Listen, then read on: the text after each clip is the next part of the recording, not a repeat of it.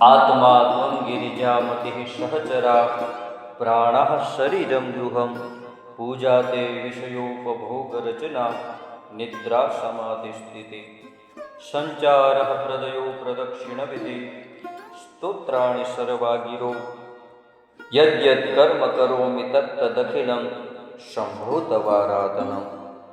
परम कृपाळु परमात्मा भगवान शिवના ચરણોમાં વારંવાર પ્રણામ। આવો ભગવાન શિવની આ પાવન કથામાં પ્રવેશ કરીએ।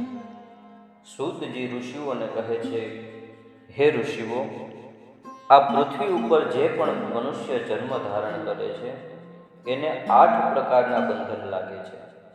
આ પૃથ્વી પર જન્મનાર દરેક જીવને 8 પ્રકારના બંધન લાગે છે। પ્રકૃતિ, બુદ્ધિ, ગુણ સ્વરૂપ અહંકાર અને 5 તન માત્રા, આ પ્રકૃતિના 8 બંધન છે। કહે છે કે શિવની કૃપાથી જ પ્રકૃતિ આદિ સર્વ બંધનો, કર્મ વગેરે પોતાને વશ થાય છે, ત્યારે જ મનુષ્યનો શિવલોકમાં વાસ થાય છે અને એને જ સાલોક્ય મુક્તિ કહેવાય છે।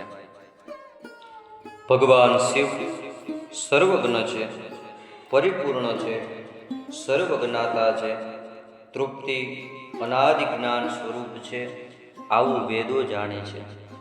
માટે ભગવાન શિવની કૃપા મેળવવા માટે તેમનું જ પૂજન કરવું।